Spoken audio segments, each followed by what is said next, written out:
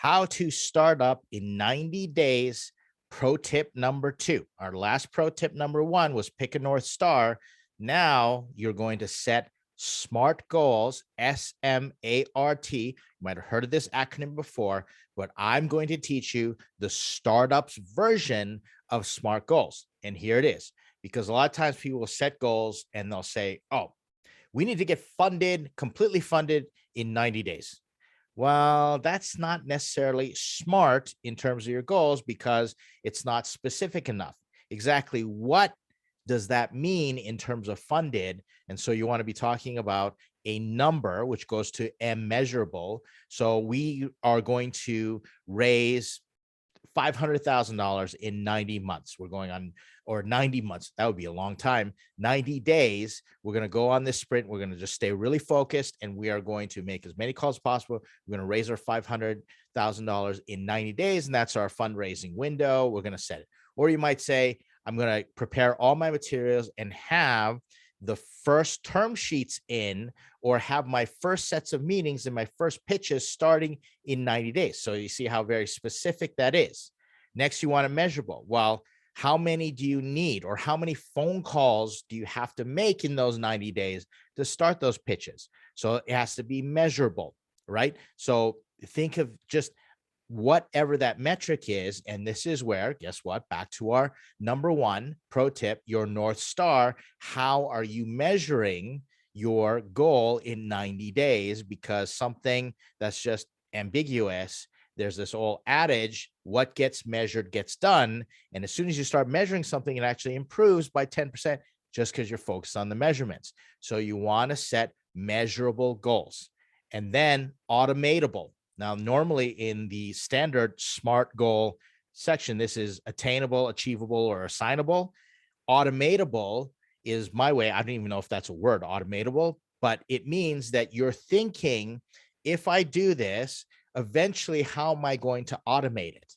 And you might have heard things like do things that don't scale. Don't worry if it's manual upfront or what have you, but eventually you're going to set SMART goals. You're going to figure out, maybe my goal needs to be automating something that I've done and increase the automation, because that's going to lend to scale. And automation does not mean I'm going to hire 10 of me, or, build that cloning machine, spend $1 billion cloning myself, right? It needs to be something that can use technology, because that's what startups are. They use technology in innovative ways to disrupt, scale, grow really fast, take over an industry. Now, you might not be in that set of goals, but it's a lot better than hiring a whole bunch of people, because it's difficult to scale with people. So we're always looking at ways to test something manually, but then eventually, how is it going to be automated? So one of your SMART goals in the 90-day plan that you're doing might be about automation.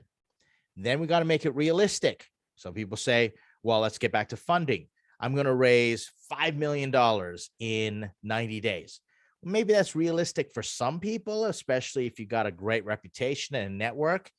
But for most people, you're not going to close $5 million in funding in 90 days. You're probably going to go through a lot depending on what stage your startup is. And $5 million, let's say you want one investor to write a check for $5 million. The due diligence that would take, that might not be feasible in those 90 days.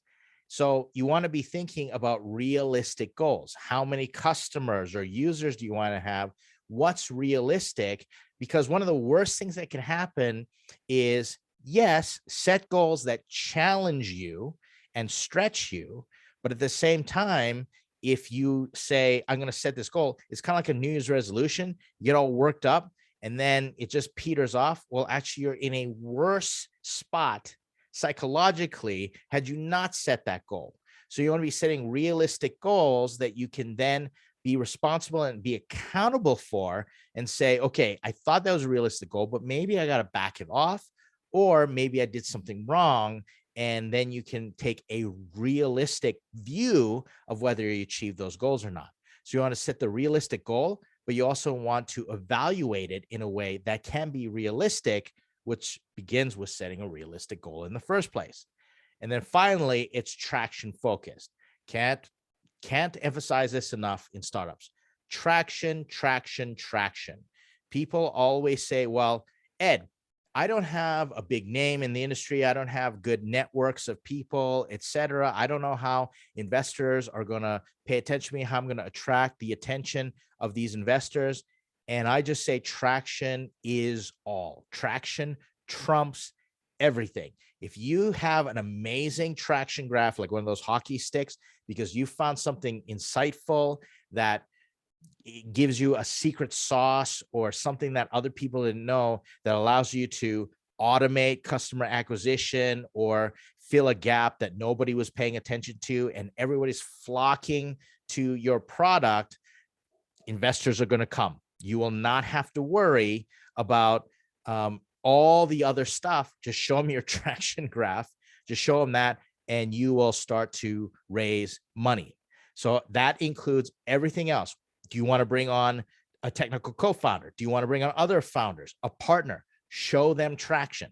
So if your goals are SMART and they all end up with traction, which is back to that North Star, the better chances are that you are going to achieve your 90-day plan in a way that builds 90 days after 90 days after 90 days, string all those 90 days together. Guess what? You got a pretty amazing startup. So that's your pro tip number 2 on how to get your startup going in 90 days.